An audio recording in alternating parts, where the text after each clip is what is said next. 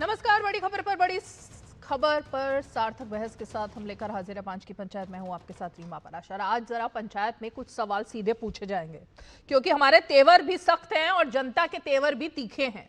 और कटघरे में है ममता बनर्जी की सरकार। बंगाल में चुनाव पास है और मुद्दा एक नहीं बल्कि तीन है, घुसपैठ, हिंदुओं की सुरक्षा और भ्रष्टाचार। अब पहला सवाल, अगर सब ठीक है तो सीमावर्ती जिलों में घुसपैठ पर चुप्पी आखिर क्यों है? दूसरा सवाल, अगर बंगाल सबका है तो हिंदुओं पर हमलों पर ममता बनर्जी की सरकार की जुबान सिली क्यों रहती है?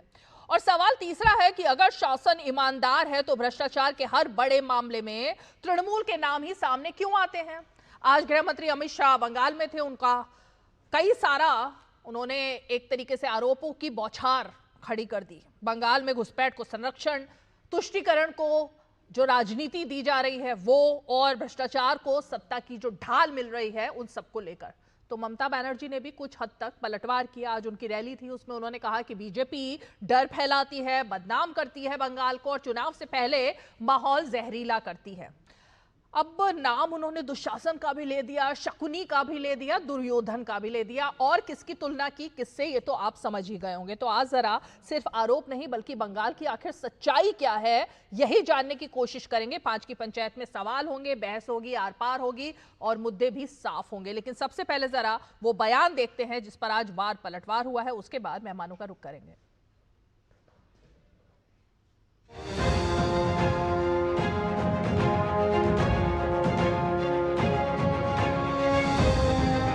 क्या कोई राज्य सरकार ऐसी हो सकती है जो घुसपैठियों की पनाहगाह अपने राज्य को बना दे?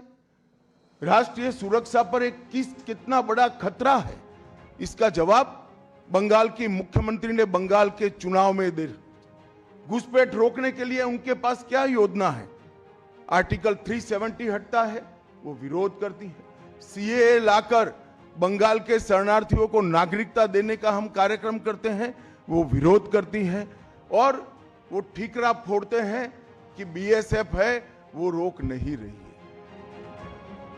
बड़ बड़ कथा, मिथ्ये कथा। बांग्लाয় শুধু অনুপ্রবেশকারী, কাশ্মীরে নাকি নেই। তাই যদি সত্যি হয় বন্ধু, একটা কথার উত্তর চাই। পহেলগাঁও তাহলে কি আপনারা করলেন? দিল্লিতে কিছুদিন আগে যে ঘটনা ঘটে গেল, অনুপ্রবেশকারী বাংলা ছাড়া কোথাও নেই, তাহলে কি আপনারা করলেন? साम्प्रदायिक तुष्टीकरण को इस राज्य सरकार ने अपनी नीति के रूप में स्वीकार कर लिया है। अब मरहम लगाने का प्रयास हो रहा है, मैं सुबह से देख रहा हूं, मगर अब मरहम लगाने से कुछ नहीं होता है। हृदय पर, बंगाल की हिंदुओं के हृदय पर घाव इतना गहरा बैठ गया है कि कोई मरहम काम नहीं आएगा। अब आपका जाने का समय तय हो गया है। একজন দুঃশাসন এসছেন বাংলায়। ভোট আসলে দুর্যোধন আর দুঃশাসনরা আসেন,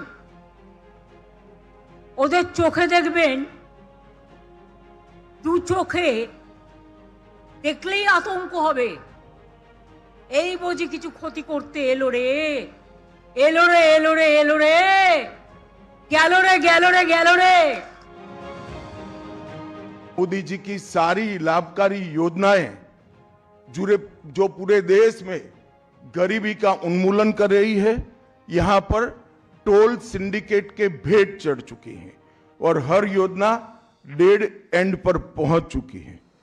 14 सालों से भय और भ्रष्टाचार ये बंगाल का पहचान बना हुआ है। বাংলার নাগরিক কিনা আমাকেও বলে বাংলাদেশি। আপনারা জানেন আমি বীরভূমের একটি গ্রামে জন্মগ্রহণ করেছিলাম। मुझे पूरा भरोसा है कि 2026 में बंगाल में 2/3 बहुमत के साथ भारतीय जनता पार्टी की सरकार बनेगी। ये बंगाल की जनता तय कर बैठी है।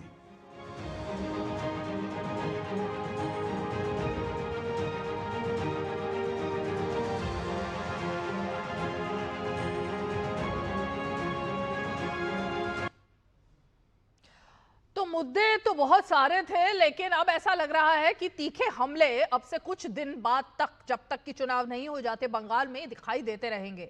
अमित शाह उन्होंने कमान संभाल ली है, वो संगठन की बैठक भी कर रहे हैं, प्रेस कॉन्फ्रेंस आज उन्होंने की, और ममता बनर्जी भी अब एक तरीके से उनको अब क्या डर सता रहा है या उनको समझ में आ चुका है कि हिंदुओं की अनदेखी करना इस चुनाव में उनको बहुत भारी पड़ सकता है, इसलिए अब वो हिंदू वोटों की भी बात कर रही हैं, मंदिर बनाने की बात कर रही हैं, महाकाल मंदिर बनाने की बात कर रही हैं, बता रही हैं, सफाइयां दे रही हैं कि भाई जब वो मंदिर जाती हैं तब भी वो साड़ी और खास करके शॉल लपेट कर जाती हैं, तो फिर मुसलमानों के घर पर जाना या मस्जिद में जाना उससे क्यों इस तरह से आपत्ति जताई जाती है। तो कुल मिलाकर बहुत ही दिलचस्प हो गया है इस बार का ये चुनाव। चलिए खास मेहमानों का रुख करते हैं। हमारे साथ स्टूडियो में मौजूद हैं बीजेपी के प्रवक्ता धनंजय गिरी जी, हमारे साथ कांग्रेस के नेता संदीप त्रिपाठी जी मौजूद है, समीर चौंगावकर जी राजनीतिक विश्लेषक और वरिष्ठ पत्रकार हमारे साथ मौजूद हैं, और कुछ ही पलों में हमारे साथ एक और राजनीतिक विश्लेषक और जिनका रुझान और झुकाव हम कहेंगे तृणमूल कांग्रेस की तरफ है, मोहम्मद एहतेशामुल हक, वो भी जुड़ने वाले हैं। लेकिन आज जरा धनंजय गिरी जी आप ही से शुरुआत करती हूँ, क्योंकि ममता बनर्जी ने तो आज अमित शाह के बाद कई हमले बोल दिए। उन्होंने तुलना कर दी शकुनी से लेकर दुर्योधन से लेकर दुशासन तक, ये भी कह दिया कि बंगाल को बदनाम करने के लिए ही बीजेपी के लोग बार बार यहाँ आते हैं, क्योंकि उनको बांग्लादेश से नहीं, उनको बंगाली और बांग्ला लोगों से दिक्कत है। जी सबसे बड़ी बात है कि हमला कोई ममता बनर्जी ने आज थोड़ी किया है। ममता बनर्जी जब से सत्ता में है पिछले 15 सालों से वो हिंदुस्तान पर, हिंदुस्तानियों पर, भारत की पर लगातार हमला किए जा रही हैं। और जो आदरणीय अमित शाह जी ने कहा कि हिंदुओं पर जो उन्होंने हमले किए हैं, जो घाव दिए हैं हिंदुओं को वहाँ, वो कभी नहीं भर पाएंगे, उसकी भरपाई कभी हो ही नहीं पाएगी। ममता बनर्जी को जब बुरा वक्त आया है तो उनको मंदिर की याद आई है। जब जाने का मार्ग आया है, दीदी ने बहुत देर कर दी दर पे आते आते, जब सत्ता का समय से जाने का समय आया तो उन्होंने मंदिर बनाने की याद आई। ममता बनर्जी जिस तरह से हमलावर हैं, आज उनकी बौखलाहट सामने आ रही है। दीदी ने 3 टर्म में किसकी तिजारत और किसकी मजम्मत की है, ये कोई छुपी हुई बात नहीं है। ममता की ममता किसके प्रति है और निर्ममता किसके प्रति है, ये पूरा देश जानता है।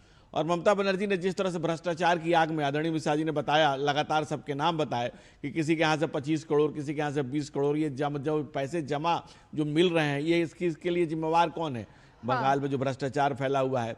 और दूसरी बड़ी बात, तुष्टीकरण की जो बात वो कह रही हैं कि मैं यहाँ जाती हूँ, मैं वहाँ जाती हूँ। इमाम भत्ता उन्होंने शुरू किया था, उसके बाद उन्होंने मुअज्जिन को भत्ता शुरू किया था। कौन सा सेकुलरिज्म का नमूना था? ओबीसी सूची में उन्होंने मुस्लिम समुदाय को 75 लोगों ओबीसी को जोड़ा, उसमें 73 मुस्लिम समाज के थे। भला और आदरणीय नरेंद्र मोदी जी का, जिन्होंने ओबीसी कमीशन बना दिया, उस कमीशन ने पूछा कि भाई कैसे आपने बना दिया मुसलमानों को ओबीसी, तो उसमें लिख करके दिया कि पहले ये लोग पिछड़े जाति के थे। भाई तो धर्म बदल लिया तो कैसे हो गए? सो हाई कोर्ट ने उसको कैंसिल किया। उसके बाद उन्होंने 80 मुस्लिम लोगों को फिर से ओबीसी बना दिया, फिर से हाई कोर्ट ने कैंसिल किया। मुहर्रम के ताजिया के लिए दुर्गा का भसान रोक दिया, जब कलकत्ता हाई कोर्ट को कहना पड़ा था इसे पार्शियल अपीचमेंट। ममता बनर्जी तुष्टीकरण कर रही है, मैं नहीं कर रहा हूं, ये तो high court, Calcutta high court तक ने माना। हाँ ठीक है। संदीप त्रिपाठी जी, पूरी लड़ाई दिखाई दे रही है कि कमर कस ली है बीजेपी ने और सामने पलटवार हो रहा है ममता बनर्जी की तरफ से। कांग्रेस के एकमात्र नेता अधीर रंजन, उन्होंने भी प्रधानमंत्री से मुलाकात कर ली। अब ऐसा माना जा रहा है कि क्या वो भी पाला बदलने वाले हैं, क्या वो भी क्या बीजेपी की तरफ आ रहे हैं? तो आपका तो पूरा हाथ ही खाली है बंगाल में, पूरा प्लेटर ही आपने ममता बनर्जी के सामने रख दिया है, ऐसा लग रहा है। रीमा जी, बहुत अच्छी बात आपने बताई। आप ये बताने की कोशिश कर रहे हैं कि भारतीय जनता पार्टी के पास किसी भी राज्य में नेता नहीं है, उधार की पार्टी है, उधार के नेता है। अधीर रंजन जी चले जाए, जो है एक हमारे राजा साहब हैं वो चले जाए, एक पहले राजा साहब थे वो चले गए ही है। हमारे यहाँ के जो है कई आरपी सिंह से लेके बहुत सारे उत्तर प्रदेश के नेता थे। उधार की पार्टी है, ना इनकी नीति है, ना नियत है, ना नेता है। सच्चाई है कि हिंदुओं की बात करते हैं। बाबूजी जरा उत्तर प्रदेश से तुलना करिए, उत्तर प्रदेश में कितने साधुओं की हत्या हुई है? 63 साधुओं की हत्या हुई है। घटना सहित बताइएगा, एक का विवरण दे दूंगा, कहां कहां साधु मारे गए हैं और साधु के राज्य में मारे गए हैं। यहां तक कि शंकराचार्य के बाद सबसे बड़ा पद होता है जो है अखाड़ा परिषद के अध्यक्ष का, उसकी हत्या हो गई ये इन ढोंगियों के राज्य में। और ये सवाल खड़ा करेंगे बंगाल पार जहां चुनाव होगा ये राजनीतिक बंजारा जो है यहाँ वहां टहलने वाला, जहां चुनाव होगा वहां पहुंच जाएगा। नहीं, क्या और इसी तरीके की आप बातें ममता करेगा। बनर्जी को डिफेंड कर रहे हैं क्या? मैं तो ये जानना चाह रही हूँ, आप ममता बनर्जी को डिफेंड कर रहे हैं? नहीं, इस राजनीति को मैं डिफेंड सुन रीमा जी, मैं इस राजनीति को डिफेंड कर रहा हूँ। जो ये राजनीति उसका परिणाम क्या होता है आप बताइए। हमारे जो है उत्तराखंड में अभी एक युवक मार दिया गया ना, पीट के मार दिया गया। ये जो जहर बोलते हो बंगाल के लोगों को, बंगला बोलने के नाते आप जो जहर बोलते हो घुसपैठिए का, हमारे बंगाल के ही लोगों को मारा जाता है उत्तर प्रदेश में। आप बताइए जो जहर बोलते हो उसका असर कहाँ जाएगा? अबली तो आप घुसपैठिए निकाल नहीं पाते हो। हर राज्य में आप चुनाव होगा घुसपैठिए, हिंदू हिंदू हिंदू। अरे ड्रामेबाज हो, बल्कि हिंदू हो, ये खुद अमित शाह हिंदू है, दूसरे धर्म के ये आई ऑब्जेक्ट, बनते हैं। आई हाईली ऑब्जेक्ट, धर्मावलंबी आई हाईली ऑब्जेक्ट। जब पता नहीं है तो ना बुला करिए। ये बेफजूल का आदमी जो बिना सिर पैर की बात करने वाला आदमी, जिसका ना सिर है ना पैर, जिसको पता ही नहीं है, जिसको पता ही नहीं है। अरे राहुल गांधी कौन राहुल गांधी की बात करो ना, जिसकी माँ ईसाई और बाप पारसी, जात नदी बदल गई, धर्म बदल गया, माया है गोत्र। दादा लेटे कमर में जिसके जनेऊ पहना पौत्र, ज्यादा जिसके कमर में लेटे जनेऊ पहने पौत्र। एक पार्टी के पांव पोछो, 5 पीढ़ियों से पार्टी के चरण चुंबन कर रहे हो, 5 पीढ़ियों से 5 पीढ़ियों से पार्टी के पांव पोछ बने हुए। ऐसा बदतमीज आदमी, निर्लज बेहया, निर्लज बेहया, संदीप त्रिपाठी जी, पहली बात, अमित शाह के हिंदू होने पर कभी किसी ने, और किसी को सवाल है भी नहीं क्योंकि सबको पता है वो क्या है। जहां तक राहुल गांधी का सवाल है, कल ही ये खुलासे कई सारे चैनल, अरे भैया रुको ना, राहुल गांधी सोमनाथ मंदिर में जाते हैं तो क्रिश्चियन अपनी आइडेंटिटी लिखते हैं, तब आपको सवाल ये पूछना चाहिए था और उस पर साइन भी करते हैं। अमित शाह के बारे में तो किसी को डाउट ही नहीं है। समीर जी, अमित शाह के बारे में ये नया एंगल कहां से ये लेकर आ रहे हैं संदीप त्रिपाठी जी? कहां से डाउट क्रिएट हो रहा है? देखिए, राहुल गांधी के पार्टी के प्रवक्ता है तो उनसे यही उम्मीद की जा सकती है कि वो किसी को हिंदू मानेंगे, किसको नहीं मानेंगे। पहले वो राहुल गांधी का तो जवाब देंगे नहीं कि राहुल गांधी किस धर्म के। लेकिन आज मैं अमित शाह जी के बंगाल यात्रा का जिक्र कर, सुन लीजिए, नॉन स्टॉप मत बोलिए संदीप जी, सुन लीजिए अब कोई क्या कह रहा है। और भी लोग हैं ना डिबेट पे।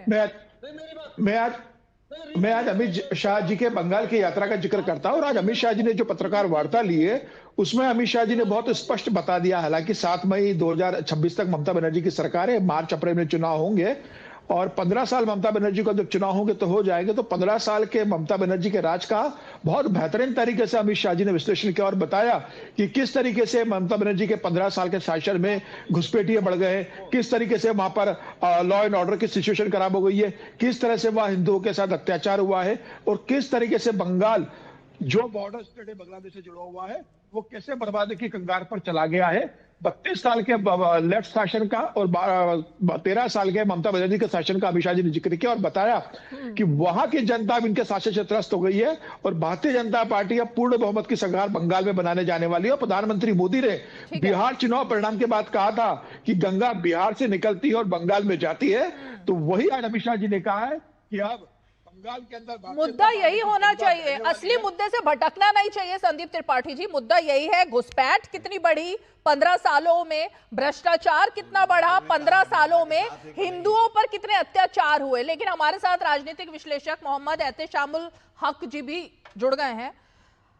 मोहम्मद साहब, बहुत सारे मुद्दे उठाए हैं अमित शाह जी ने, कच्चा चिट्ठा खोलकर रख दिया ऐसा लगा मुझे, और डेटा दे देकर उन्होंने एक एक बात रखी। घुसपैठ को लेकर उन्होंने कच्चा चिट्ठा खोला, फिर उन्होंने ये बताया किस तरह हिंदुओं पर अत्याचार हुए और अब हिंदुओं के घाव को भरने की कोशिश जो हो रही है उस पर कुछ हो नहीं पाएगा।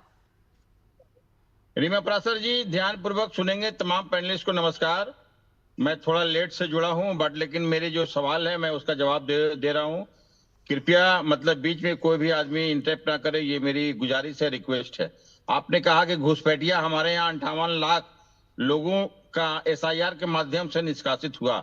मैं पूछना चाहता हूं चुनाव आयोग से कि कितने घुसपैठिया पश्चिम बंगाल में निकले और कितने घुसपैठिया का नाम आए।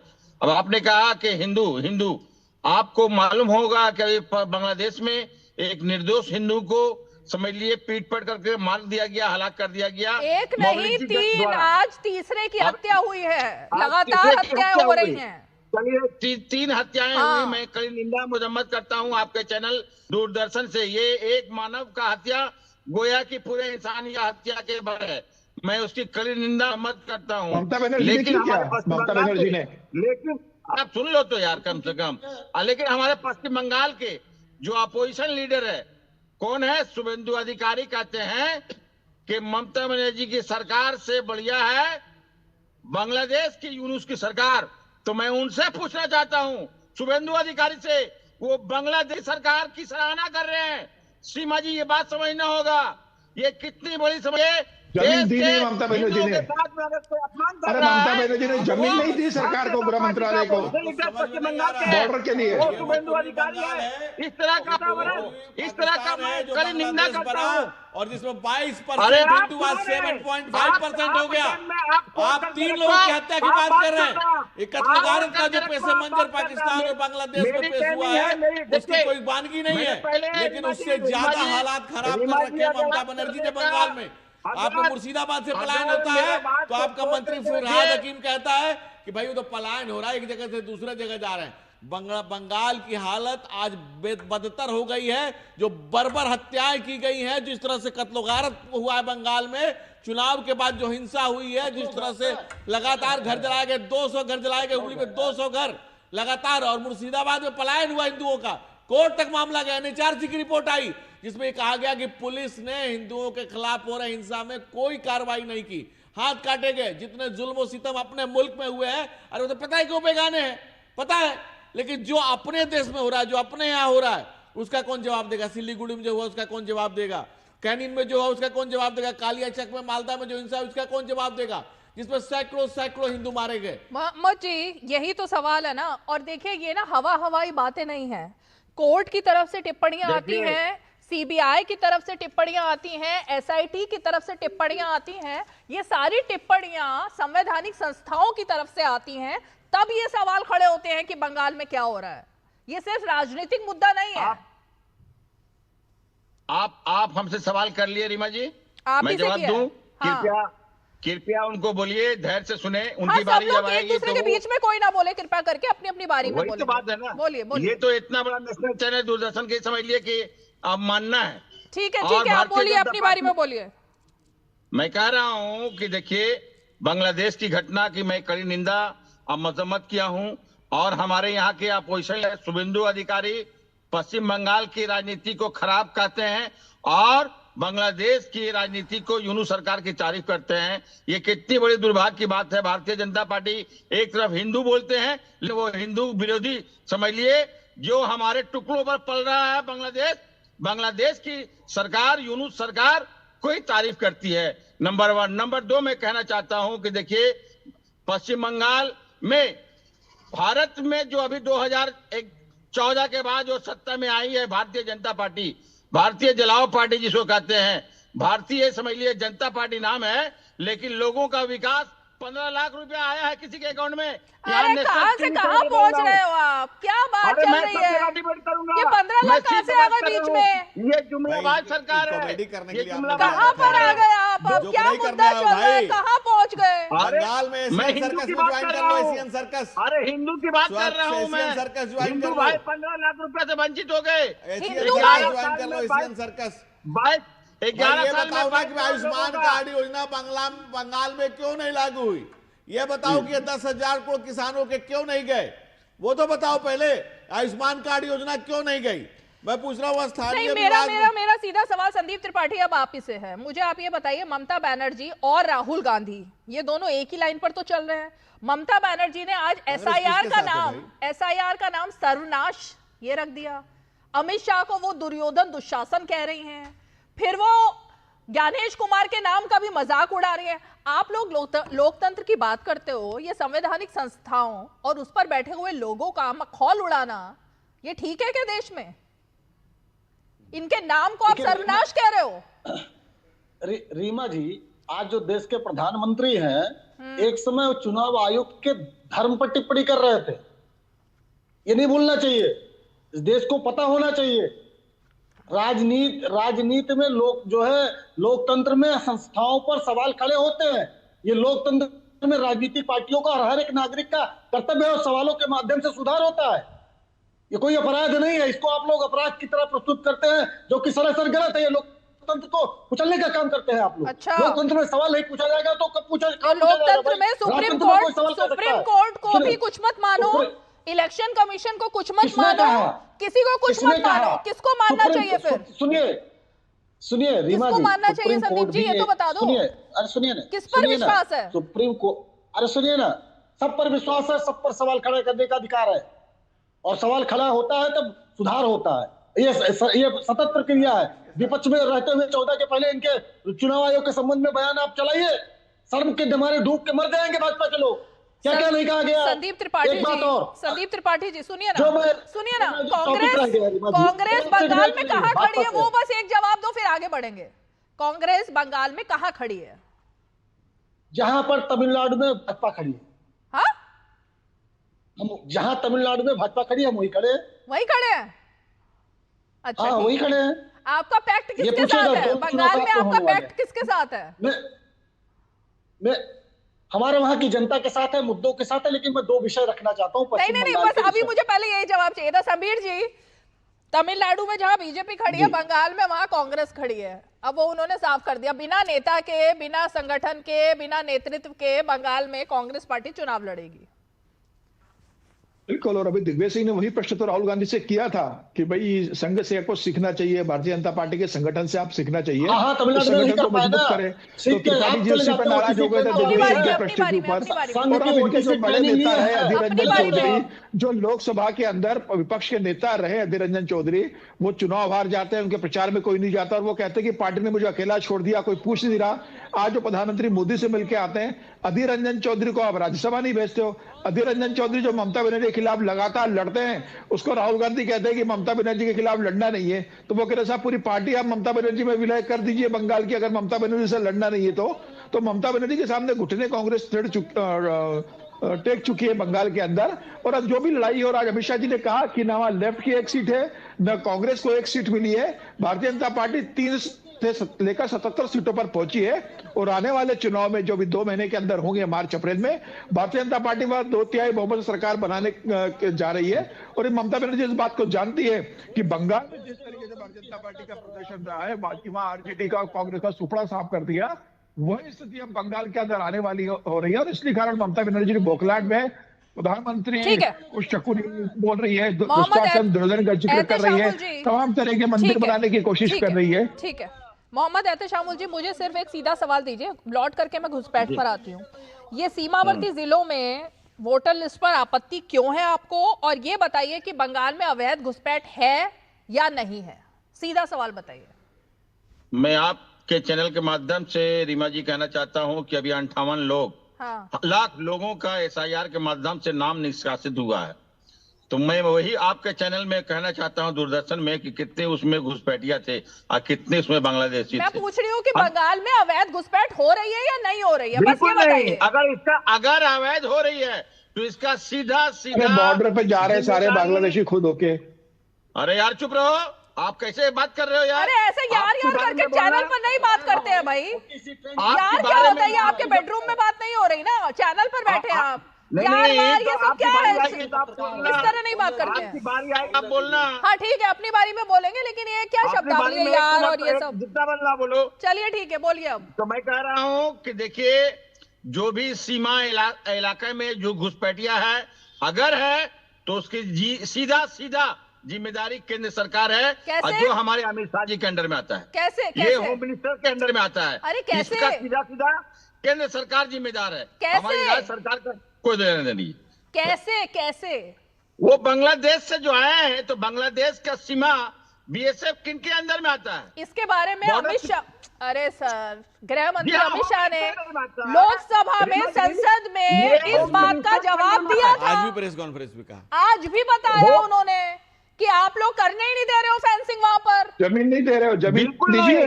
जमीन नहीं दे रहे हो, जमीन दो। बोलने का काम है, ये बोलने का काम है सीमा जी। रीमा जनता तो राज्य सरकार देगी, जमीन तो राज्य सरकार देगी। धनंजय गिरी जी, हम लोग देखिए ऐसा है, एजेंडा बहुत क्लियर है। ममता बनर्जी की निर्ममता, वहाँ के लोकल लोगों से और घुसपैठियों से प्रेम, दीदी का एक घुसपैठियों के प्रति प्रेम जग जाहिर है। और जब आज शुरू हुआ, मैं कह रहा हूँ 58 लाख लोग कटा, 58 लोग कटा, कहाँ हैं वो लोग? भाई किसी जिनविन आदमी कटा रोड पर आए खड़ा हो जाएगा। इस देश में न्यायपालिका है, चुनाव आयोग है, समाज बीएलओ है, बीएलए, कहाँ है वो आदमी? क्यों नहीं आ रहा है सामने?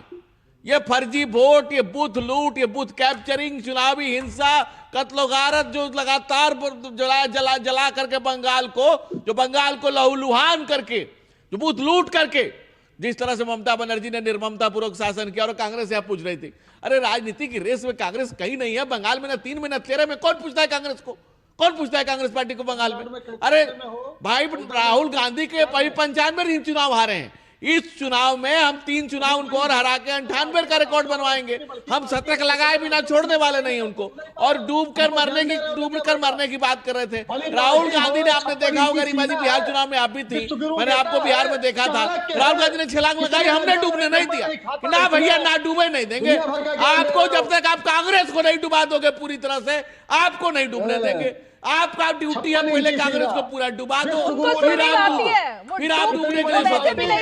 जब तक राहुल गांधी कांग्रेस को पूरा नहीं डुबा देंगे, हम उन्हें नहीं डूबने देंगे। आप एतबार रखिए, मुतमईन रहिए, आश्वस्त रहिए। राहुल गांधी जब तक कांग्रेस को पूरा नहीं डुबा देंगे, हम नहीं डूबने देंगे ना, तब तक नहीं मानेगा ये। डूबे देवे ना दादा, डूबे देवे ना।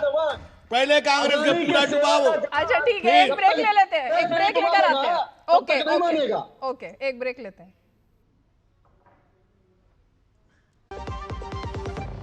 LIC युवा प्रोफेशनल्स के लिए लाए हैं नवजीवन श्री। करें नियमित प्रीमियम का भुगतान, जीवन बीमा का आनंद लें, प्राप्त करें प्रीमियम के प्रतिशत पर गारंटीकृत एडिशंस। अपने वित्तीय लक्ष्यों के अनुरूप मैच्योरिटी पर गारंटीकृत धनराशि पाएं। मौजूदा पॉलिसी धारकों के लिए आकर्षक अतिरिक्त लाभ आज ही खरीदें।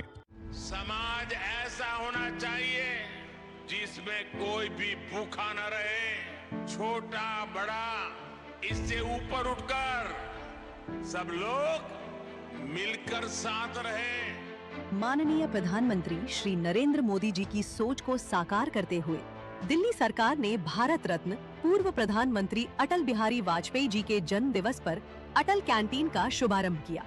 मुख्यमंत्री श्रीमती रेखा गुप्ता के नेतृत्व में दिल्ली सरकार 100 स्थानों पर अटल कैंटीन शुरू कर रही है, जहां श्रमिकों और जरूरतमंदों को सिर्फ 5 रुपए में पौष्टिक भोजन मिलेगा। सभी अटल कैंटीन में डिजिटल टोकन, CCTV निगरानी और नियमित ऑडिट से सुनिश्चित होगी पूरी पारदर्शिता। यह सिर्फ भोजन नहीं, बल्कि सम्मान और समानता का प्रतीक है।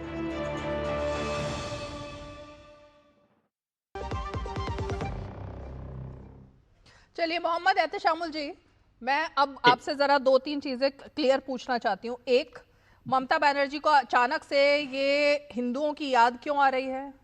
अभी तक क्यों नहीं आई थी चुनाव आते ही? और आपको लगता है कि क्या जनता इतनी समझदार नहीं है बंगाल की कि उसको ये समझ नहीं आ रहा है कि चुनाव आए हैं तो मंदिर बन रहे हैं, पंडाल बन रहे हैं, लेकिन अभी तक क्या होता था, किस तरह पत्थरबाजी होती थी, किस तरह जुलूस निकाले जाते थे तो उन पर पत्थरबाजी होती थी, और किस तरह हिंदुओं के साथ होता था, क्या ये सब भूल चुकी है जनता? देखिए रीमा जी, सबसे बड़ी बात है कि भारत सरकार जो अभी विराजमान है पिछले 11 साल से केंद्र में, उन्होंने पूरे भारत को एक चीज दिया है, वो राम मंदिर दिया है।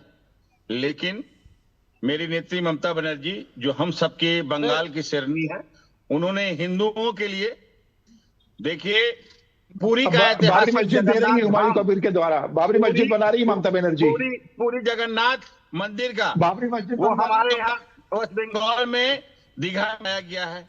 आप देखिए महाकाल मंदिर का समझ लिए, उन्होंने सिलीगुड़ी में इनॉग्रेशन करने जा रहे हैं जनवरी में। तो मैं पूछ रही हूँ, चुनाव आते ही इनॉग्रेशन हो रहा है, चुनाव आते ही इनॉग्रेशन हो रहा है, अब तक क्यों नहीं हुआ? नहीं, ये पहले से जो है हमारी बनी हुई है, ये सीमा भारत सुन लीजिए रीमा जी। इस्तेमाल हक जी से मैं एक सवाल पूछना चाहता हूँ। इस्तेमाल हक साहब, आपसे मैं एक ही सवाल पूछना चाहता हूँ, अगर आप मुनासिब समझे तो। इस्तेमाल हक जी, आपका समय खत्म हो गया। अगर एहतेशामुल हक नाम है उनका, एहतेशामुल हक, अगर लिए धनंजय जी, एहतेशामुल हक जी, आप मानते हैं ना कि ममता बनर्जी सेकुलर हैं? आप मानते हैं कि ममता बनर्जी सेकुलर हैं? 100% सेकुलर है। तो हज कमेटी का चेयरमैन कौन है? हज कमेटी का चेयरमैन कौन है? 100% सेकुलर है, 100%। हज कमेटी का चेयरमैन कौन है? मुझसे सवाल कर रहे हैं, मुझे जवाब देने दीजिए। नहीं तो हज कमेटी, सवाल तो कंप्लीट होने दीजिए ना, सवाल तो कंप्लीट होने दीजिए। आप क्यों सवाल करेंगे? अरे रीमा जी बैठी हुई सवाल पूछने के लिए, आप सुनिए, आप कॉल करके रखिए, आप जवाब दीजिएगा। सुन लीजिए, रखिए। हज कमेटी का चेयरमैन कौन है? हज कमेटी का चेयरमैन कौन है? बैठा हूँ मैं, रीमा जी सवाल सुनने के लिए बैठा हूँ मैं। अरे नहीं, वो पॉलिटिकल एंगल दे रहे हैं इस सवाल को। जो मैंने आपसे सवाल पूछा ना, उसी पर वो पॉलिटिकल एंगल दे रहे हैं धनंजय जी, कहा कि मैं सेकुलर कि ममता बनर्जी के सेकुलरिज्म पर सवाल खड़ा हो रहा है और ये बीजेपी खड़ा कर रही है। मैं आपसे पूछ रहा हूँ कि हज कमेटी का चेयरमैन कौन है? देखिए, अगर हमें आप 2 मिनट का मौका देंगे और विस्तार से सुनना चाहते हैं, विस्तार से आप मैं सुनिए जरूर भाई, एक्सप्लेन कितना आपको सुना जाए? अच्छा नहीं, कोर्ट आपको कह रहा है कि आप तो एक मिनट का समय है, बोलिए जल्दी, 30 सेकंड में। एहतेशामुल जी, मैं बोल रहा हूँ हमारे मित्र जो बैठे हुए धनंजय जी को, कि देखिए उन्होंने सवाल किया सेकुलर, भारत में अगर सेकुलर पार्टी है वो तृणमूल कांग्रेस है, वरना कोई भी सेकुलर पार्टी समझ लिए इस तरह का काम नहीं कर। हिंदू के लिए अगर सबसे ज्यादा अगर भारत में कर रही है तो हमारी आदरणीय मुख्यमंत्री ममता बनर्जी कर रही है। ऐसा क्या किया है भाई? ऐसा क्या किया है? कहना चाह रहे हैं कि जितना जुल्म ममता बनर्जी कर रही है, जुल्म कोई कर ही नहीं सकता। ऐसा क्या 4 काम गिनाइए हिंदुओं के लिए, क्या 4 काम किए हैं? 1 मिनट हक साहब, मोहम्मद हक 4 काम मुझे गिनाइए जो हिंदुओं के पक्ष में ममता बनर्जी ने किए, बताइए। जगन्नाथ धाम मंदिर समझ लिए हमारे पुरी में किए हैं। आप गंगा सागर, सब सागर, बार गंगा सागर एक बार 50 लाख लोग हर साल दर्शन कर लिए, गंगा स्नान करने के लिए आते हैं। आप देखिए महाकाल मंदिर, आप सुनो तो दुर्गांगन का इनॉग्रेशन हुआ, स्काई वॉक देखिए, हमारे कालीघाट का पूरे पृथ्वी में ऐतिहासिक। मुझे अभी 1 मिनट, मोहम्मद हक, आपने 4 मंदिरों के नाम गिना दिए, लेकिन मुझे अभी तक आपने ये नहीं बताया। एक सेकंड, अभी तक आपने ये नहीं बताया कि रामनवमी पर, जुलूस पर जब हमला होता है तब ममता बनर्जी किसकी साइड खड़ी होती हैं? जब पंडाल पर हमला होता है तो ममता बनर्जी किसकी साइड खड़ी होती है? जब हिंदू महिलाओं का रेप हो रहा होता है और उसमें मुस्लिम आप ही की पार्टी के लोग शामिल होते हैं तो ममता बनर्जी किसके साथ खड़ी होती हैं? इन सब के सवालों के जवाब नहीं देंगे आप? देखिए, सबसे ज्यादा अगर रेप का कांड हुआ उन्नाव में हुआ, हाथरस में हुआ, जिसको जिंदा जला दिया गया। संदेश खाली का नाम लेंगे आप एक बार भी? बिल्कुल, संदेश खाली में एक क्रिएटेड बाय भारतीय मतलब संदेश खाली तो प्लांटेड है, उन्नाव में जो हुआ उस पर आपको बात करनी है, संदेश खाली में जो हुआ वो प्लांटेड हो गया, ऐसे कैसे होगा? वहाँ इलेक्शन में देखा जवाब मिला ना, वहीं पर तो भाजपा हारा बुरी तरह। अरे सर, ऐसे नहीं होता, हार जीत से सब कुछ तय नहीं होता है। महिलाओं की व्यथा हमने सुनी है खुद जाकर वहां पर। बिल्कुल नहीं। भारतीय जनता पार्टी देखिए, पश्चिम बंगाल की ना सभ्यता मालूम है, ना उन्हें कुछ यहाँ का कल्चर मालूम है, ना यहाँ की भाषा मालूम है। दिल्ली वाले लोग जो हैं, ये दिल्ली वाले लोग क्या होता है? ये दिल्ली वाले लोग क्या होता है? ममता बनर्जी भी केंद्र में मंत्री रह चुकी है ना, ये दिल्ली वाले लोग क्या होता है? पश्चिम बंगाल भी भारत का हिस्सा है मोहम्मद हक, पश्चिम बंगाल को देश से काटिए मत आप। दिल्ली में जो भी बैठी हुई है आला कमान, वो हमारे राज्य के जो शुभेंदु अधिकारी पर डिपेंड नहीं करते, भर नहीं करते हैं। बांग्ला भाषा और हिंदी भाषा का जबान है, वो बांग्ला भाषा पर भरोसा नहीं करते हैं। यहाँ के जितने लोग हैं बांग्ला भाषा के लोग हैं, वो हिंदुस्तान के लोग हैं। दिल्ली वाले इस पर डिपेंड करते। वंदे मातरम एक बार जरा गा दीजिए तो। इस्तेमाल हक, आपको बांग्ला पे नाज है ना, पूरा पर वंदे मातरम गाइए तो। बंगाल किसान वंदे मातरम गा दीजिए एक बार। समीर चौगाकर एक बार वंदे मातरम गा दीजिए, एक बार वंदे मातरम गा दीजिए ना। आज सबसे बड़ी बात है, उन पर ये भरोसा नहीं करते हैं। समीर चौगाकर जी, ये बहुत गलत लाइन पर मुझे लगता है चुनाव अब लेकर जाया जा रहा है। अगर इस तरह आग लगाने की कोशिश होगी कि दिल्ली और बंगाल अलग अलग है बांग्ला के खिलाफ सारी लड़ाई है, तो ये किस दिशा में इस बार चुनाव को तृणमूल कांग्रेस लेकर जा रही है? बिल्कुल, और ममता बनर्जी के तो हमेशा से राजनीति ये रही है कि भाई बंटवारा करते रहो, इनको बांटते रहो। जिस तरीके से ममता बनर्जी ने आज शब्दों का प्रयोग किया प्रधानमंत्री के लिए और अमित शाह जी के लिए, मुझे लगता है बहुत दुर्भाग्यपूर्ण है। शकुन करना, दुर्योधन और दुशासन का जिक्र करना, आंखों में बताना कि भाई इनके आंखों में नफरत भरी हुई है, इस तरह की भाषा मुझे लगता है ठीक नहीं है। और अगर ममता बनर्जी इतनी सेकुलर है तो ममता बनर्जी राम मंदिर के दर्शन करने अयोध्या जाए, अपने मंत्रिमंडल को लेकर जाए, चुनाव के पहले दर्शन कर आए, तो हम मान लेंगे कि ममता बनर्जी के मन में राम के लिए भी उतना सम्मान है। और जो ममता बनर्जी हुमायूं कबीर को बाबरी मस्जिद बनने से रोक नहीं सकती, ममता बनर्जी के दिशा निर्देश पर बाबरी मस्जिद बन रही है मुर्शिदाबाद में, ममता बनर्जी के कहने पर वहां पे बाबरी मस्जिद की रखी जा रही है। ममता बनर्जी के कहने पर शुक्रवार को जुम्मे की नमाज मंदिरों का त्याग कर रहे हैं, तो आप लोगों को तकलीफ होगी। अरे राम मंदिर कब जा रही है? उन्होंने एक सवाल किया है मासूम सा कि राम मंदिर चली जाए कैबिनेट को लेकर ममता बनर्जी, दिख जाएगा कितनी सेकुलर है। हम दिखाने वाली मोहम्मद हम लोग दिखाने वाली राजनीति नहीं करते हैं, हम लोग दिखाने वाले राजनीति नहीं करते। अच्छा, दिखाने में यकीन नहीं करते तो मंदिर क्यों बनवा रहे हैं दिखाने के लिए? फिर क्यों नहीं? ये मेरा काम है, मैं आस्था हूँ, मैं मंदिर को मतलब दिल से प्यार नहीं है अपनी आस्था को, तो मंदिर मत बनवाइए। फिर किसको दिखाने के लिए बनवा रहे हैं फिर मंदिर? मंदिर देखिए, ममता बनर्जी सेकुलर होने का उन्होंने क्या कहा? एक मिनट का सम्मान रंजन गिरी को फ्रेम में लीजिए। काम किए हैं। एक मिनट जरा इनका आवाज कम करिए। मैं एक मिनट इनके बताता हूँ सेक्युलरिज्म क्या है। यही संचालन रीमा जी आप ये समझिए, शिव पुराण में वर्णित तारकेश्वर महादेव बोर्ड, जिसका चेयरमैन कौन है? तारकेश्वर महाबोर्ड भगवान शिव के शिव पुराण में वर्णित मंदिर का चेयरमैन कौन है? फिरहाद हकीम है। ये सेक्युलरिज्म है आपका? ये ममता बनर्जी का सेक्युलरिज्म? तो बनाओ वक्फ बोर्ड का चेयरमैन किसी हिंदू को, बनाओ हज कमेटी का चेयरमैन किसी हिंदू को, तब हम मानते हैं तुम्हारे पास सेक्युलरिज्म है। तुम भगवान शिव के मंदिर का ट्रस्टी कौन है?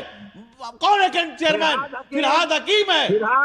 आपने हिंदुओं को हथभागा बनाकर इस्लाम से, कट्टर इस्लाम के मानने वाले लोगों के हवाले कर दिया है, भेड़ियों के सामने रख दिया हिंदुओं को। आप भेड़ियों के सामने परोस दिया है। फिरहाद हकीम क्यों है? बात कह रहा हूं कि मत बनवाओ कोई मंदिर, हमारा सालों का, हजारों साल के मंदिर को तुम खाली फिरहाद हकीम से हटाओ। तुम खुद बन जाओ। ममता बनर्जी, अगर तुम हिंदू हो तो तुम खुद बन जाओ, हटाओ फिरहाद हकीम को। लेकिन ये मक्कार, ये मुनाफिक, जिसके मन में खाया, जिसके हृदय में हिकारत छिपी है, जिसके कुटिल मुस्कान ये बता रही है कि इसका एजेंडा ममता बनर्जी चला रही है, इसीलिए ममता बनर्जी के साथ है, क्योंकि इसका एजेंडा चल रहा है। ये एजेंडा चल रहा है जो बांग्लादेश में एजेंडा चल रहा है, बंगाल मुस्लिम एजेंडे को हवा दी जा रही है। ये एजेंडा हिंदुस्तान में हिंदू हथभागा बनकर जी रहा है। बनाओ सेक्युलर, तो बनाओ संदीप त्रिपाठी जी, आपको तो उन्होंने कह ही दिया है आपकी पार्टी सेक्युलर है ही नहीं। वो कह रहे हैं कि देश की सबसे बड़ी सेक्युलर पार्टी ही तृणमूल कांग्रेस है, तो आप तो वैसे ही विड्रॉ कर लो ना संदीप त्रिपाठी जी। बिल्कुल मैं सेक्युलर नहीं ये देखिए, अभी फिर कह रहे हैं कांग्रेस पार्टी सेक्युलर नहीं है। नहीं, ये बात नहीं कहा। अरे सुनिए रीमा जी, हम सारे उनको कहने दीजिए, हमारे बड़े भाई हैं। अरे रीमा जी, अब रुकिए। अरे रीमा जी, अरे भाई सुनिए, देखिए आपने 3 मुद्दे डिबेट के रखे। मैं घुसपैठ पे बोला और हिंदू पर बोला, भ्रष्टाचार पर मैं बात रख नहीं पाया। मैं चाहता हूँ उस पर भी बात आए, इसलिए कि टॉपिक पर डिबेट हो। उस पर नहीं बोलोगे संदीप त्रिपाठी जी? उस पर भी बोलेंगे, नहीं बोलेंगे? बिल्कुल बोलेंगे। तो बोलिए ना फिर। और आपका सवाल, मेरा सवाल ये था कि मोहम्मद हक ने कहा है देश की सबसे बड़ी सेक्युलर पार्टी तृणमूल कांग्रेस है। कांग्रेस पार्टी ना 3 में है ना 13 में है। अब बताइए। ठीक है, अब सुनिए ना। हाँ, अब अरे यार मुझे पता है भाई, शांत रहो। क्या कहा मैं सुन रहा हूँ जी, वो क्या कह रही है इतना मूर्ख नहीं हूँ। अच्छा बोलिए। अभी देखिए जी, अभी देखिए घोर सामुदायिक पार्टी जो दिन भर और रात भर 24 घंटे नफरत फैलाते हैं, वो भी अपने आप को सेकुलर कहते हैं। कौन? भारतीय जनता पार्टी। मैं तो अभी भारतीय जनता पार्टी। अभी इनसे पूछिए पूछिए धनंजय, नहीं सुनिए ना, अब जवाब देने दीजिएगा ना, अब बोल रहा हूँ ना, अब मेरा जवाब सुनिए। धनंजय गिरी जी से अभी पूछेगा कि आप सेकुलर है कि नहीं है, तो कहेंगे हाँ हम सेकुलर है। लेकिन सेकुलर को गाली देना है तो कांग्रेस ने इस सेकुलरिज्म की नींव रखने वाली पार्टी है इस देश में, और हमको विरासत में मिला, लेकिन पार्टी के रूप में हमने इसको नींव रखी। लेकिन अब एक बात और, अभी बाबरी मस्जिद की बात हो रही थी, बाबरी मस्जिद की बात हो रही है। उत्तर प्रदेश में बाबरी मस्जिद बन रही है भाई, रोक लीजिए। 56 इंची सीने में दम हो रोक लो, उत्तराखंडी बाबा में दम हो रोक लो। देखिए मैं बता दूं, अयोध्या में बन रही है, आप बनवा रहे हो।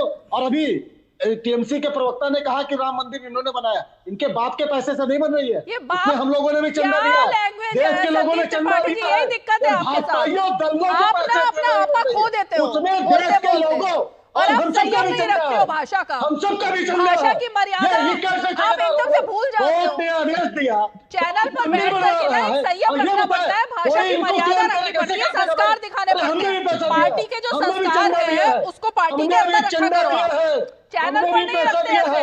कच्चे बनवा रहे।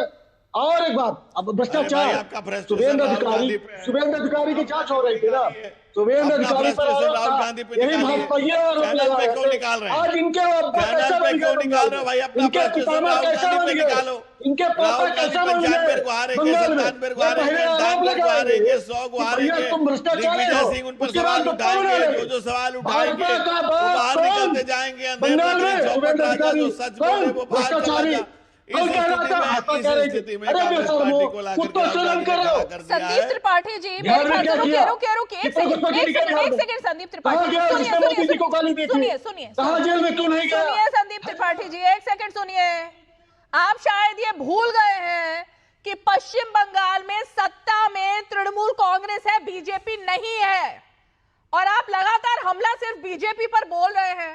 जो सत्ताधारी पार्टी है, जो आपको पानी पी पी कर कोस रही है, उसको तो कुछ बोल ही नहीं रहे आप। ये क्या चक्कर है? ये बेचारे को पता ही नहीं है, इनको पता ही नहीं। अरे सत्ता में मोहम्मद हक है, बीजेपी नहीं है वहां पर। ये बेचारों को क्या पता, कांग्रेस पार्टी के साथ टीएमसी पर कुछ बोल ही नहीं रहे। क्या पता, इन बेचारों को पता होता तो इनकी गलती थोड़ी है, इनको थोड़ी पता है, इनको पता थोड़ी है कि कांग्रेस पार्टी जाने वाले गाय का मांस खाने वाले हमको कुछ भी बोल रहे हो, कुछ भी बोल रहे हो, सनातनी बनने वाले पार्टी को म्यूट हमको कीजिए, क्या हो रहा है? सनातन कुछ भी बोलना है, ये सब कहां से मुद्दे आ गए? आप क्या बोल रहे हो संदीप त्रिपाठी जी? क्या बोला अभी आपने? मुझे आपको म्यूट करना पड़ा, फिर देखिए कहां से मुद्दा कहां लेकर के आ गए। आपकी फ्रस्ट्रेशन मैं समझ सकती हूँ, बीजेपी के खिलाफ आपको बोलना है तो, लेकिन मुद्दों पर बोलिए ना, ऐसे कुछ भी आए दाएं बाएं ऐसे आरोप नहीं लगा सकते हैं। संदीप त्रिपाठी अनम्यूट कीजिए इनको, भाषा का संयम रख के बोलिए। अब तो कहीं टीएमसी से सवाल, हाँ पहली बात, अभी बात आई रेप की, बिल्कुल वहां पर 1300 रेप हुए, उस पर सवाल हैं, लेकिन 36 तो रेप भाजपा के राज्य में, उत्तर प्रदेश में होते हैं, सवाल खड़े करने का अधिकार इनको नहीं है। आपके राज्य में, भारत में नंबर 1 पे झंडा गाड़िएगा महिला अत्याचार पे, और महिला पर सवाल खड़ा करिएगा, तो यह हक तो आपने खो दिया है। लेकिन हम टीएमसी से पूछेंगे, पूछिए वहां महिलाओं के साथ बलात्कार कैसे और क्यों हो रहा है, तो सवाल है। चलिए ठीक है, मोहम्मद जवाब दीजिए। वहां की रक्त रंजित राजनीति पर सवाल है, और हम राजनीति पर सवाल है। चलिए मोहम्मद हक बताइए। बिल्कुल है, बलात्कार के मामला में भारत का सबसे सर्वश्रेष्ठ राज्य आएगा, वो उत्तर प्रदेश आएगा, जहां की संख्या आपको मैं बता नहीं सकता हूं, इतना जबरदस्त। दूसरा अगर आएगा तो राजस्थान आएगा। संख्या बता ही नहीं सकते। 3600, और हम बता रहे 3600 है। सेकंड आएगा तो छत्तीसगढ़ आएगा, राजस्थान आएगा, महाराष्ट्र आएगा, जहां जहां डबल इंजन की सरकार है। पश्चिम बंगाल में कोई इस तरह की घटना अगर है तो वो जेल के सलाखों के पीछे है। ये नहीं देखे आरजी कर का मामला, जो घटना घटी है, 24 घंटे के अंदर हमारे पुलिस ने उसको अरेस्ट किया, और जीता जागता सबूत वो आज जेल के सलाखों के पीछे। इस तरह की कोई क्या बंगाल की इमेज खराब करने की कोशिश हो रही है क्या? एक बात और सुन लीजिए, भारत का कुछ हो ही नहीं रहा है बंगाल में। भारत का अगर महिला सिटी है, ठीक है, तो वो कोलकाता पश्चिम बंगाल है। आप गूगल कीजिए, अभी पता चल जाएगा। मैं गूगल नहीं करती, मैं जो सरकारी डेटा होते हैं ना उस पर विश्वास करती हूँ। से कहते हैं सिटी सीआरबी के ही आंकड़े पे बात की रीमा जी, सीआरबी का ही आंकड़ा। रुके एक मिनट रुके। रीमा, जो बंगाल की जो छवि है उसे तो मुझे लगता है कि कलकत्ता हाईकोर्ट ने कई बार अपने जजमेंट में कहा है, जो ऑब्जर्वेशन है वो सुनना चाहिए कि बंगाल को लेकर कलकत्ता हाईकोर्ट ने क्या कहा है। तो बंगाल में जिस तरीके से ममता बनर्जी का जो 11 साल का जो शासन रहा है, और 15 साल में 14 साल का शासन हो गया है, जो भ्रष्टाचार का रहा है, घुसपैठियों का रहा है, लॉ एंड ऑर्डर पर रहा है, अपराधियों को संरक्षण देने का रहा है, मुस्लिम तुष्टिकरण का रहा है, उस सब का हिसाब ममता बनर्जी को चुनाव में देना है। और बंगाल की जनता चुनाव का इंतजार कर रही है कि चुनाव हो, और ममता बनर्जी को घर पर बिठाया जाए और वहां पर भारतीय जनता पार्टी की राष्ट्रवादी सरकार आएगी और बंगाल को बचाएगी घुसपैठियों से, जो आज अमित शाह जी ने कहा है। तो मुझे लग रहा है कि जनता चुनाव के दिन का इंतजार कर रही है। जिस दिन चुनाव होगा ममता बनर्जी चुनाव हारेगी और घर पर बैठने की तैयारी ममता बनर्जी को विपक्ष के नेता रूप में अब कर लेना चाहिए। ठीक है, अब जाते जाते हैं क्योंकि वक्त कम है, 10 मिनट का समय मैं सिर्फ एक सवाल फटाफट। संदीप त्रिपाठी जी, घुसपैठियों से लगाव किसको है, बताइए जल्दी से। घुसपैठियों को अगर रोका जा रहा है तो किस पार्टी को सबसे ज्यादा दिक्कत हो रही है? दो आंकड़ों के साथ तथ्यात्मक बात कर दूं। सीए की सीए की बात अमित शाह जी ने अपने प्रेस कॉन्फ्रेंस में की। सीए के माध्यम से इन्होंने 500 नागरिकता दी है इतने दिनों में, सीए आने के बाद। और उसके पहले हमारे यूपीए गवर्नमेंट में हमने लगभग 70,000 के ऊपर नागरिकता दी थी। आप बताइए, वो सीए बढ़िया था या पुराने वाला कानून था? आप सिर्फ हिंदू हिंदू करते हो और उसके कुछ करते नहीं हो। घुसपैठ हमने 1.5 लाख घुसपैठियों को बाहर किया था और ये करते हैं 3,000। ये सवाल पूछेंगे, ये मुद्दा बनाएंगे, लेकिन भैया कर क्या रहे हो? घुसपैठी हर चुनाव में कर रहे हो। कितने घुसपैठियों को निकाले? बताइए धनंजय जी बताएंगे। धनंजय जी बताइए। हमने 1.5 लाख निकाला। ठीक है धनंजय जी बताइए। देखिए, कांग्रेस के नेता अपनी बौखलाहट दिखा रहे हैं। 70,000 इनके सामने निकाले गए थे। ये पार्लियामेंट में दिया गया इनके गृह राज्य मंत्री का डाटा है। ट्रू, सही है। क्यों निकाले गए थे? क्योंकि एक समय नारा था कि हम दो हमारे दो और बांग्लादेश से आने दो। जो बांग्लादेश से आए हुए थे 1992 में कलामुद्दीन और मोहम्मद बरभुइया, 2 लोग। नशा कर लिया, सस्ता नशा। कितने निकालेंगे बताओ 11 साल में? गाना मत गाओ, ये हुआ वो हुआ, ये किया वो किया, यहाँ तीर मारा वहां तीर मारा। भाई पागल आदमी है क्या भाई? पागल आदमी हो क्या? आदमी हो पजामा हो? पजामा तो भूल गया वो। मुझे राहुल गांधी समझाए क्या? मुझे राहुल गांधी समझाए क्या? राहुल गांधी समझाए क्या? अरे मैं राहुल गांधी नहीं हूँ भाई। चौथी बात मैं राहुल गांधी नहीं हूँ। चौथी बात समझाया क्या? राहुल गांधी नहीं हूँ मैं। मत करिए। मोदी नहीं हूँ। मैं राहुल गांधी नहीं हूँ। मैं राहुल गांधी नहीं हूँ। कांग्रेस के कार्यकर्ता राहुल है। संदीप त्रिपाठी, सस्ता नशा, आप ये पर्सनल कमेंट क्यों करते हो? सस्ता नशा किया है क्या? कितने क्यों आप ऐसी बातें करते हो? रीमा जी, जब वो जवाब देंगे तो आपको बुरा लगेगा। नहीं रीमा जी, आपने क्यों बोला ये सस्ता नशा? देख के पागल लगता है आदमी। इसको टीवी पर जो कोई देख रहा होगा समझ रहा हाफ माइंड है, साफ माइंड है। ये राहुल गांधी का चेला है पक्का। ये जो राहुल गांधी से चू जाता होगा, ये चाट लेता होगा। राहुल गांधी का चाट लेता होगा। जो नशा छूट जाता होगा वो चाट लेता होगा। इसी टाइप का आदमी है। Idiot is such a idiotic person, is such a idiotic. मैं उसी डाटा के हिसाब से बता रहा हूं। पर्सनल कमेंट्स ना अच्छे नहीं लगते, ऐसे कोई नहीं करेगा। कान खोल के सुनो भाई, मैं तुम्हारी बात को ही एंडोर्स कर रहा हूं। 70,000 घुसपैठिए निकाले गए थे, ये सच्चाई है। इनके गृह राज्य मंत्री ने कहा था, ऑन रिकॉर्ड कहा था कि हर दिन हजारों घुसपैठिए आ रहे हैं। इसके बाद हमारी सरकार में ये भी डाटा इन्होंने ठीक दिया कि 3,000 निकाले गए। मैं दूसरी बात कह रहा हूं कि जब घुसपैठिए आना बंद हो गए तब अब निकालने के अब खोजना शुरू हो रहा है। इनके समय में आए ज्यादा थे तो निकाले ज्यादा गए। अब हमारे समय में आना रुक गया है। और पश्चिम बंगाल में अगर बैरिकेटिंग हो जाए तो आना और भी कम हो जाएगा। मैं आपको इंटरेस्टिंग बता रहा हूं। 1992 मोहम्मद कलामुद्दीन और करीम बुरभैया, 2 लोग बांग्लादेशी नागरिक पाकिस्तान से दुबई जाते हैं, वो असम आते हैं। असम में 94 में चुनाव लड़ता है, 96 में असम हाईकोर्ट डिसीजन देता है कि ये दोनों बांग्लादेशी हैं और 2 बांग्लादेशी विधायक बने रहते हैं। और बांग्लादेशी विधायक की नागरिकता समाप्त होती है, जेल जाते हैं, डिटेन करते हैं। ये थी कांग्रेस कि बांग्लादेश के समय के लोग आकर के यहाँ विधायक बन गए, सांसद बन गए। आप सबसे बड़ा जो 10 लाख से जीता है दुबरी बरपेटा से जीता है। क्यों? क्योंकि सारा घुसपैठ कांग्रेस ने अपने काले कारनामों से किया। उसमें एक वो दौर था जब विधायक बन जाते थे और हम उसमें 13 में यह असम हाई कोर्ट का जजमेंट था। स्टेट में सरकार कांग्रेस की, केंद्र में सरकार कांग्रेस की। ठीक है। और विधायक आप रीमा जी जानती है और देश की महान जनता जानती है कि विधायक कोई ऐसा नहीं बनता है।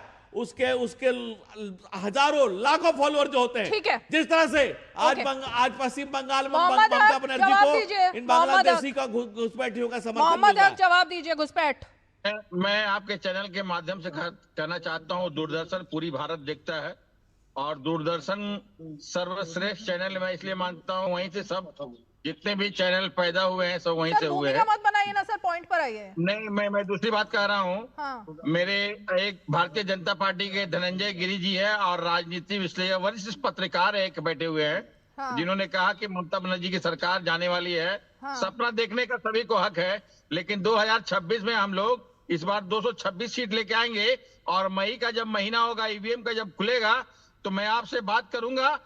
चौथी अच्छा बार कि आपने ईवीएम बोला, ईवीएम पर विश्वास रहेगा ना? ईवीएम पर क्या? विश्वास रहेगा ना? किस पर? ईवीएम पर, ईवीएम। देखिए, ईवीएम पर विश्वास रहे, अभी तो मैं ईवीएम की नहीं कर रहा हूं।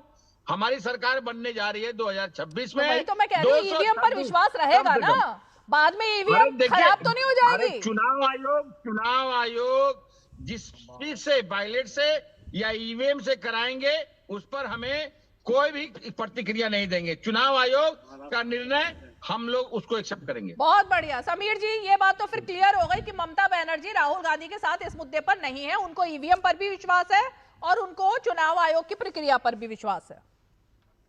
बिल्कुल अभी तक है, लेकिन जिस दिन चुनाव परिणाम आएगा और जब ममता बनर्जी चुनाव हारेगी तो ममता बनर्जी यही कहेगी कि एसआईआर करके चुनाव आयोग के साथ मिलकर भारतीय जनता पार्टी ने चुनाव हराया है। एसआईआर की ममता बनर्जी ने तय करके रखी है। तो जिस तरह से एसआईआर पर ममता बनर्जी हमलावर है, चुनाव आयोग से समय मांग रही है, अभिषेक बनर्जी लगातार कह रहे हैं कि एसआईआर में उनके वोटर्स की लिस्ट काटी जा रही है, और मुझे लगता है कि अब चुनाव तक इंतजार कीजिए।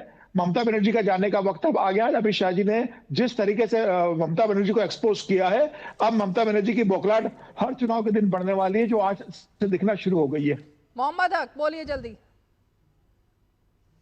बिल्कुल नहीं, ममता बनर्जी बिल्कुल, मतलब उसको बोलते हैं पुरजोश है। आप पूर्व में चौथी बार सरकार बनाने जा रही है और हमारी यहाँ की जनता, सेकुलर जनता, हिंदू, मुसलमान, सिख, ईसाई, बौद्ध, जैन, SC, ST, OBC सभी ममता बनर्जी के साथ में है। इसलिए हमें इत्मीनान है, बिल्कुल इत्मीनान।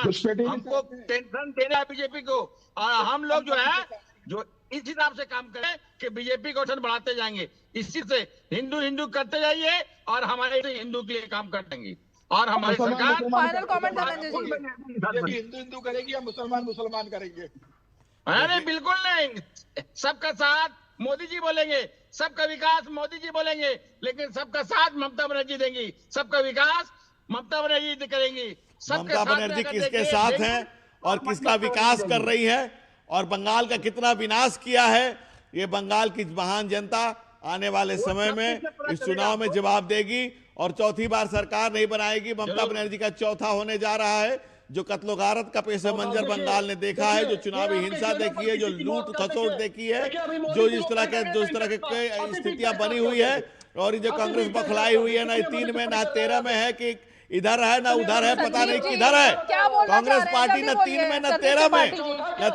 अच्छा, इनको कौन पूछ रहा है बताइए? बंगाल में इनका क्या पूछ रहा है? शून्य। जो आदमी शून्य पर खड़ा है, सरकार का पॉलिटिकल सरकार का टर्म का। मोदी तेरी कब्र खुदेगी किसने बोला था? पवन खेड़ा ने बोला था ना, किसने बोला था? अब आपको इतना बुरा लग रहा है? मोदी तेरी कब्र खुदेगी बोल देते हो तो ठीक है। मोदी जी का चौथा होगा। अब किसी ने कुछ भी बोला, कभी नहीं कहा। मोदी तेरी कब्र खुदेगी ये नारा किसने दिया था? आपकी पार्टी के लोगों ने दिया था ना। कौन पूछ रहा चैनल पर बैठ करके अलग चेहरा दिखाते हो आप। कौन पूछ रहा उड़ता? चलिए ठीक है, बहुत बहुत शुक्रिया आप सभी खास मेहमान 5 की पंचायत में जुड़े। और इसीलिए पश्चिम बंगाल का ये चुनाव ना इस बार बहुत दिलचस्प होने जा रहा है। इसी तरह के वार पलटवार देखने को मिलेंगे, और क्योंकि 15 साल बनाम बीजेपी के जो तमाम मुद्दे हैं जो एक एक करके बीजेपी गिना रही है, और इस बार जो हिंदू अस्मिता की बात हो रही है वो मुद्दा बहुत बड़ा है, उस पर गौर करने की बात है। चलिए 5 की पंचायत में आज इतना ही। कल फिर होगी मुलाकात, तब तक के लिए हमें दीजिए इजाजत। नमस्कार।